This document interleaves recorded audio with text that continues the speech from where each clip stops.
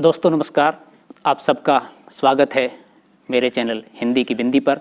मैं हूं डॉक्टर प्रदीप प्रसन्न और आप भी प्रसन्न होंगे। आइए कुछ नई बातें सीखते हैं आज के टॉपिक के साथ।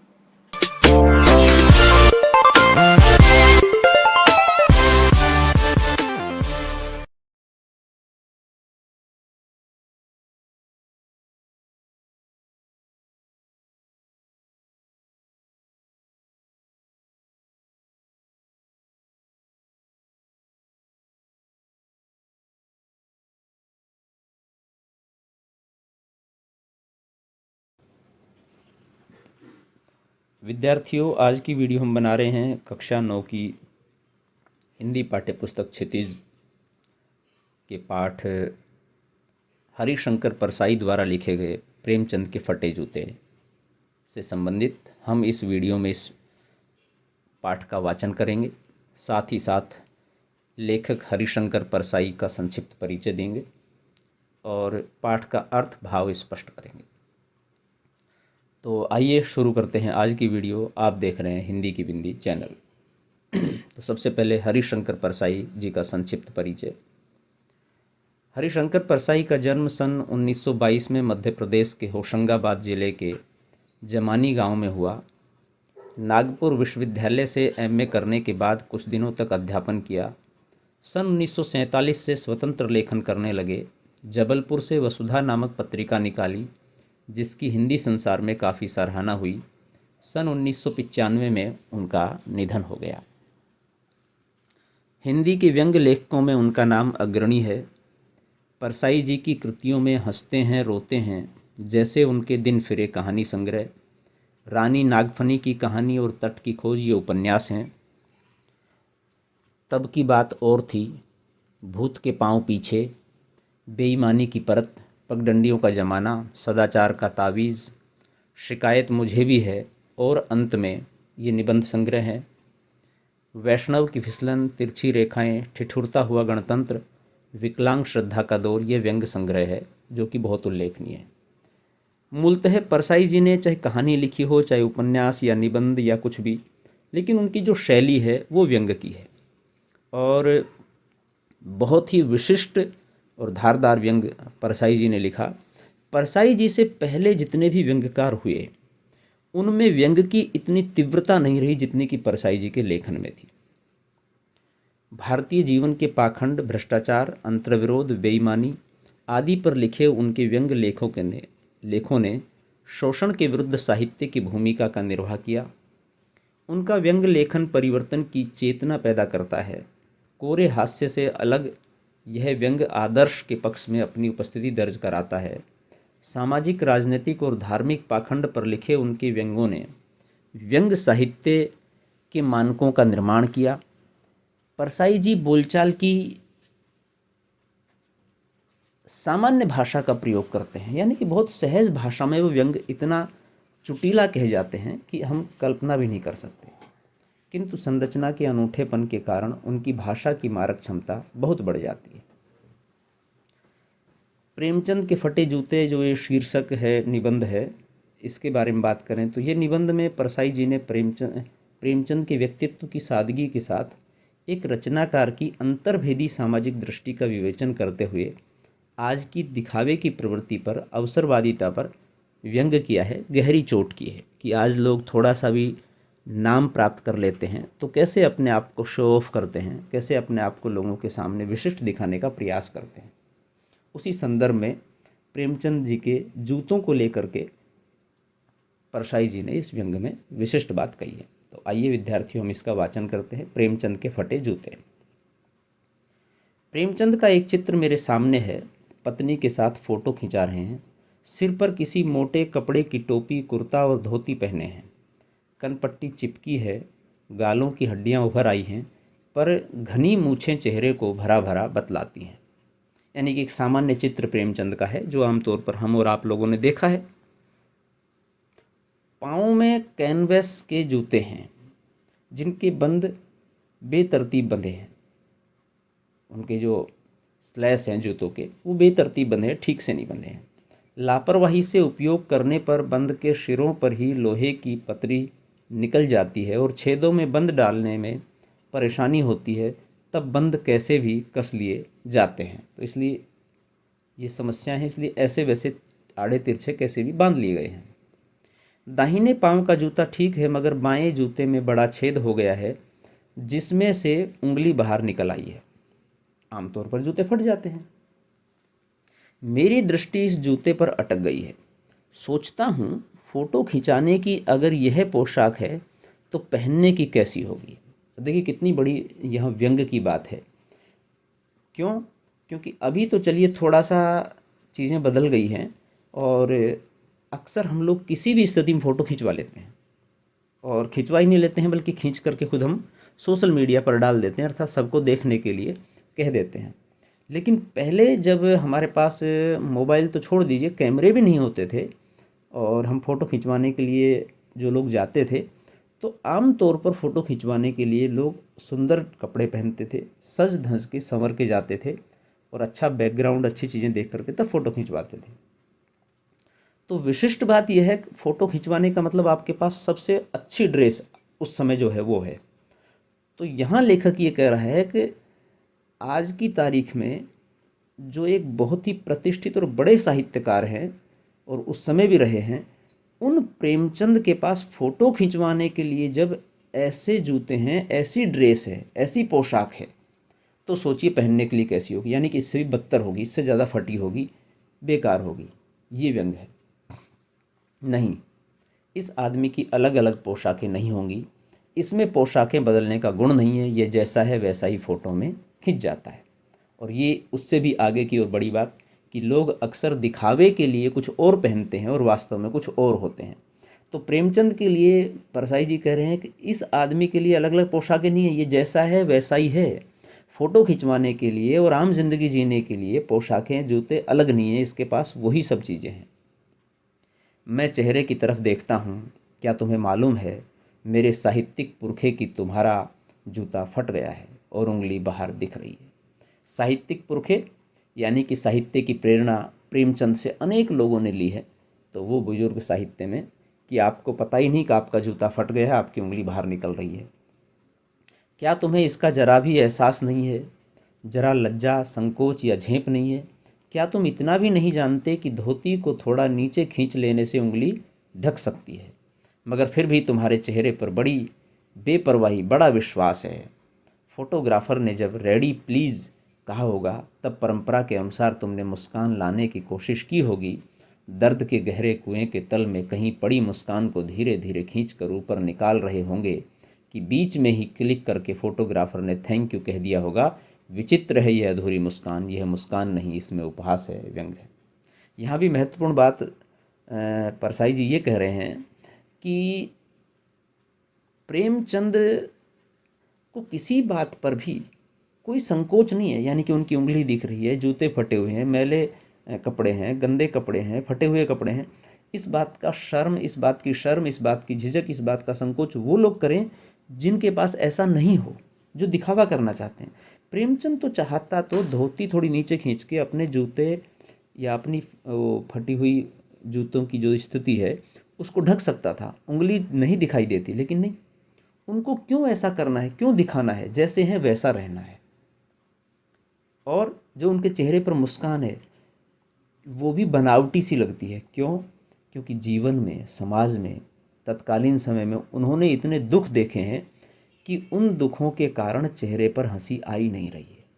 तो ये बहुत गहरी और गंभीर बात परसाई जी यहाँ पर प्रेमचंद जी के माध्यम से उस तत्कालीन समय की भी कह रहे हैं। यह कैसा आदमी है जो खुद को फटे जूते पहने फ़ोटो खिंचा रहा है पर किसी पर हंस भी रहा है। और देखिए किसी पर हंस भी रहा है, किस पर? व्यवस्था पर, अनैतिकताओं पर, सामाजिक चेतनाओं पर, राजनीतिक विडंबनाओं पर, इन सब पर हंस रहा है। फ़ोटो ही खिंचाना था तो ठीक जूते पहन लेते या न खिंचाते। फ़ोटो न खिंचाने से क्या बिगड़ा था? अर्थात नहीं खिंचाते, नहीं खिंचाते। फ़ोटो नहीं खिंचाते तो पता ही नहीं लगता एक्चुअल में कि उन्होंने कैसे जूते पहने हैं, क्या स्थिति है।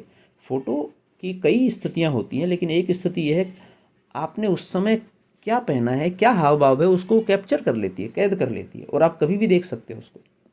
शायद पत्नी का आग्रह रहा हो और तुम अच्छा चल भाई कहकर बैठ गए होंगे। उनका इच्छा हो फ़ोटो खिंचवाने की, इन्होंने बड़ा सहज भाव से ठीक है खिंचवा लेते हैं, बिना कोई तैयारी की, जैसे स्थिति में वैसी उस तरह से। मगर यह कितनी बड़ी ट्रेजेडी है कि आदमी के पास फ़ोटो खिंचाने को भी जूता न हो। मैं तुम्हारी यह फ़ोटो देखते देखते तुम्हारे क्लेश को अपने भीतर महसूस करके जैसे रो पड़ना चाहता हूँ, मगर तुम्हारी आंखों का ये तीखा दर्द भरा व्यंग मुझे एकदम रोक लेता है। यानी कि फ़ोटो खिंचाने तक के लिए आपके पास जूते नहीं हैं, या मांग भी नहीं सकते कि सिर्फ अच्छी फ़ोटो दिख जाए, इसलिए फ़ोटो में जूते अच्छे होने चाहिए। बड़ी व्यंग्यात्मक चेतना परसाई जी लेखक के प्रति और तत्कालीन समाज के प्रति और राजनीतिक विडंबनाओं के प्रति प्रकट कर रहे हैं। तुम फोटो का महत्व नहीं समझते, समझते होते तो किसी से फ़ोटो खिंचाने के लिए जूते मांग लेते। अक्सर होता भी था पहले। लोग तो मांग के कोट से वर दिखाई करते हैं, लोग तो मांगे के कोट से वर दिखाई कर देते हैं और मांगे की मोटर से बारात निकालते हैं। फ़ोटो खिंचाने के लिए तो बीबी तक मांग ली जाती है, तुमसे जूते ही मांगते नहीं बने। ये बड़ा व्यंग है, इसमें कोई शक नहीं कि तत्कालीन समय में आपके पास जो चीज़ें नहीं होती थी वो दूसरे से मांगते थे, लेकिन वर्तमान समय में दिखावा है कि मांग करके आप फ़ोटो खिंचवा लीजिए किसी कार के आगे खड़े होकर के और स्टेटस लगा देते हैं, हाँ ऑसम टाइम या माई न्यू कार। तो अब आप तो देखने वाला तो यही सोचेगा ये आपकी है कार, ये ड्रेस, ये जूते, ये सब चीज़ें जो आप दिखा रहे हो, लेकिन ये फ़ोटो खिंचवाने के लिए सिर्फ तरीके हैं। तो व्यंग कर रहे हैं यहाँ पर परसाई जी, तुमसे जूते ही मांगते नहीं बने, तुम फ़ोटो का महत्व नहीं जानते। लोग तो इत्र चुपड़ कर फ़ोटो खिंचाते हैं जिससे फ़ोटो में खुशबू आ जाए। गंदे से गंदे आदमी की फ़ोटो भी खुशबू देती है। अब यहाँ पर और गहरा व्यंग है। विद्यार्थियों, आप जानते हो कि इत्र में खुशबू आती है लेकिन फ़ोटो में खुशबू थोड़ी आएगी। तो वो कह ही रहे हैं कि जिन चीज़ों का दिखावा करते हैं वो दिखती भी नहीं है, लेकिन लोग दिखाना चाहते हैं। इतने तक बेवकूफ़ाना करते हैं। आप तो चाहते तो वो सब चीज़ें कर सकते, लेकिन आपने नहीं की। क्यों? क्योंकि प्रेमचंद दिखावा नहीं करते थे। टोपी 8 आने में मिल जाती है और जूते उस ज़माने में भी 5 रुपए से कम में क्या मिलते होंगे। जूता हमेशा टोपी से कीमती रहा है। अब यहाँ भी व्यंग्य, जूता हमेशा टोपी से कीमती रहा है। टोपी सर ढकती है लेकिन जूता पाँव ढकता है, और पाँव मतलब आपका सम्मान। अब तो जूते की कीमत और बढ़ गई है और एक जूते पर 2500 टोपियाँ निछावर होती है। 2500 टोपियाँ निछावर मतलब ठोकर मार करके लोग उड़ा देते हैं और किसी को कुछ समझते नहीं है, वो वाला भाव है। तुम भी जूते और टोपी के आनुपातिक मूल्य के मारे हुए थे, यानी कि व्यवस्था के मारे हुए थे, महंगाई के, भ्रष्टाचार के, बेईमानी के मारे हुए थे। ये विडंबना मुझे इतनी तीव्रता से पहले कभी नहीं चुभी जितनी आज चुभ रही है जब मैं तुम्हारा फटा जूता देख रहा हूँ। तुम महान कथाकार, उपन्यास सम्राट, युग प्रवर्तक, जाने क्या क्या कहलाते थे, मगर फ़ोटो में भी तुम्हारा जूता फटा हुआ है। यानी कि प्रेमचंद के लिए उपमाएं दी जाती हैं, महान उपन्यासकार, महान कथाकार, युग प्रवर्तक, विशिष्ट साहित्यकार, आइकॉन, आदर्शवादी, तमाम चीज़ें, लेकिन उसके बावजूद तुम्हारे जूते फटे हुए हैं। मेरा जूता भी कोई अच्छा नहीं है, यूँ ऊपर से अच्छा दिखता है, उंगली बाहर नहीं निकलती, पर अंगूठे के नीचे तला फटा हो गया है। अंगूठा ज़मीन से घिसता है और पैनी मिट्टी पर कभी रगड़ खाकर लहूलुहान भी हो जाता है। अक्सर हो जाता है, विशेष रूप से ग्रामीण परिवेश में जो लोग जूतियाँ पहनते हैं उनके पाँव बहुत कटते हैं अंदर ही अंदर। विद्यार्थियों, आप लोग तो जूते पहनते हैं, उसमें आपको ये एहसास नहीं है, लेकिन आप पूछना कभी बुजुर्गों से जो जूतियाँ पहनते हैं। अंगूठा ज़मीन से घिसता है और पैनी मिट्टी पर कभी रगड़ खाकर लहूलुहान भी हो जाता है। पूरा तला गिर जाएगा, पूरा पंजा छिल जाएगा, मगर उंगली बाहर नहीं दिखेगी। तुम्हारी उंगली दिखती है पर पाँव सुरक्षित है, मेरी उंगली ढकी है पर पंजा नीचे घिस रहा है। तुम पर्दे का महत्व ही नहीं जानते, हम पर्दे पर कुर्बान हो रहे हैं। यहाँ भी बहुत गहरा व्यंग किया है परसाई जी ने कि लोग अंदर ही अंदर दब रहे हैं, मर रहे हैं, कुढ़ रहे हैं, परेशान हो रहे हैं, लेकिन फिर भी दिखावा ज़बरदस्त करते हैं सामने। तो यहाँ पर परसाई जी कह रहे हैं कि लोगों के पास खाने के लिए अन्न नहीं है, लेकिन होटलों में जा कर के फ़ोटो खिंचवा रहे हैं, दुनिया को दिखावे के लिए जा कर के होटलों में खा रहे हैं, बड़े बड़े महंगे कपड़े पहन रहे हैं, दिखावे के लिए बड़ी गाड़ियाँ ले रहे हैं। तो ये सब करने की आवश्यकता नहीं है। अंदर उनकी उंगलियां फट रही है, अर्थात वो परेशान है, आर्थिक रूप से तंगी में परेशान है, लेकिन फिर भी दिखावा करना है।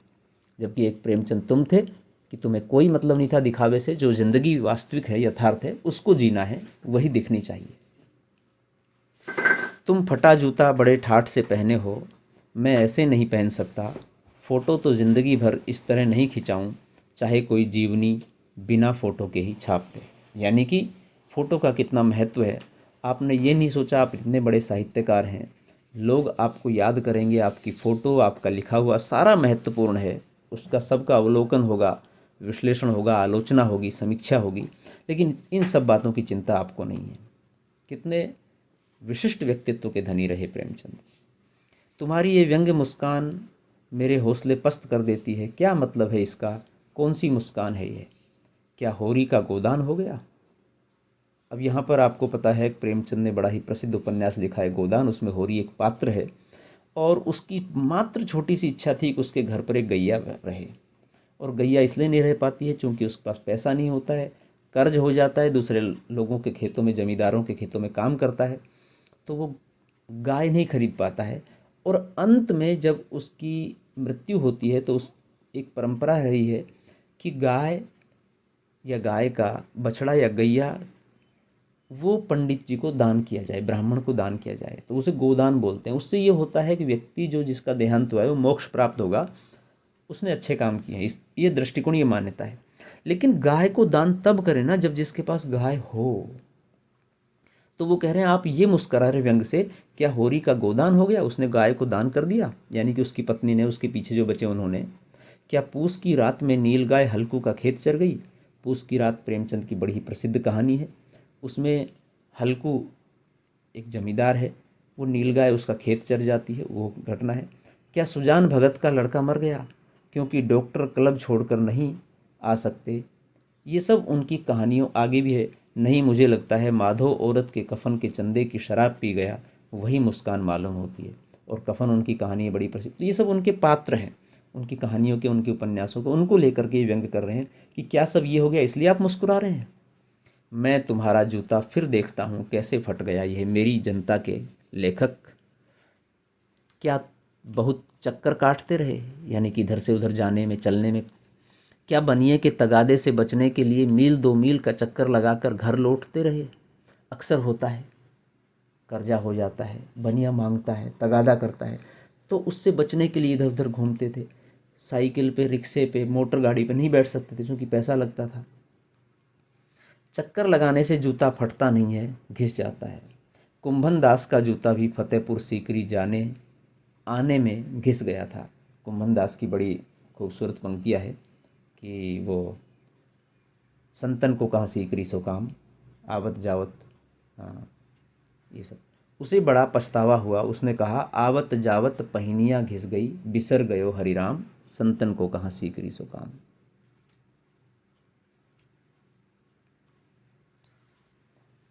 और ऐसे बुलाकर देने वालों के लिए कहा था, जिनके देखत दुख उपजत है, तिनको करबो परे सलाम। यानी कि जिनको देख करके दुख होता है उनको सलाम करना पड़ रहा है। ये विकट स्थिति है। चलने से जूता घिसता है, फटता नहीं। तुम्हारा जूता कैसे फट गया? यानी कि तुम चले नहीं हो, और कोई कारण है। मुझे लगता है तुम किसी सख्त चीज़ को ठोकर मारते रहे हो। कोई चीज़ जो परत दर परत सदियों से जम गई है, उसे शायद तुमने ठोकर मार मार कर अपना जूता फाड़ लिया। कोई टीला जो रास्ते पर खड़ा हो गया है, उस पर तुमने अपना जूता आजमाया। अब ये क्या है टीला? क्या सख्त चीज़ है? भ्रष्टाचार है, बेईमानी है, अनैतिकताएँ हैं, सामाजिक रूढ़ियाँ हैं, परंपराएं हैं, गलत रीति रिवाज है। उन सब के खिलाफ जो आपने एक मुहिम उठाई, उसके कारण आपके जूते में कट लग गया, जूता फट गया।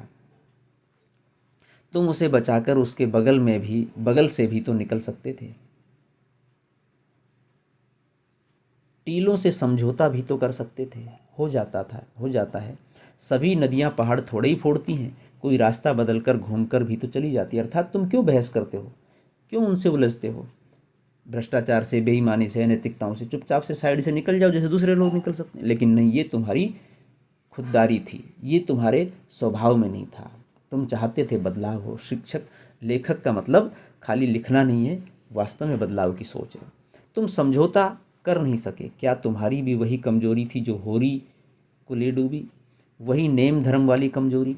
नेम धर्म उसकी भी जंजीर थी, मगर तुम जिस तरह मुस्कुरा रहे हो उससे लगता है शायद नेम धर्म तुम्हारा बंधन नहीं था, तुम्हारी मुक्ति थी। यानी कि नेम धर्म में कोई बनता नहीं है, बल्कि यही व्यक्ति की सही मुक्ति है, सही समझ है, उसकी सही राह की ओर ले जाती है। और पूरे समाज को मुक्ति चाहिए तो यही रास्ता अपनाना पड़ेगा।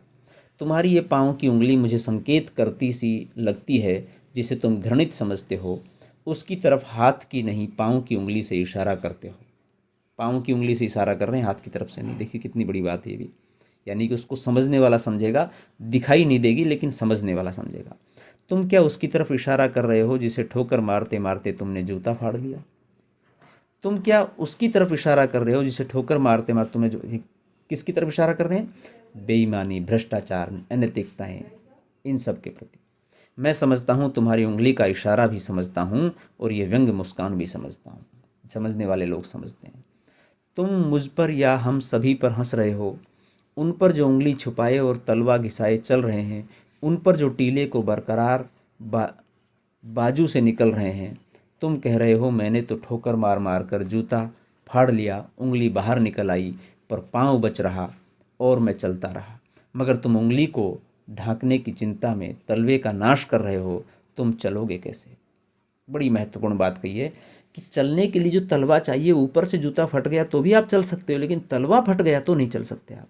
तो जो तुम ये व्यवस्था का, बेईमानी का, भ्रष्टाचार का दिखावा ओढ़े हुए हो, इसको जब तक ठोकर नहीं मारोगे, इससे टकराओगे नहीं, इससे दो दो हाथ नहीं करोगे, तब तक आप व्यवस्था को सही नहीं चला सकते, आप जीवन निर्वाह नहीं कर सकते। मैं समझता हूँ, मैं तुम्हारे फटे जूते की बात समझता हूँ, उंगली का इशारा समझता हूँ, तुम्हारी व्यंग मुस्कान समझता हूँ।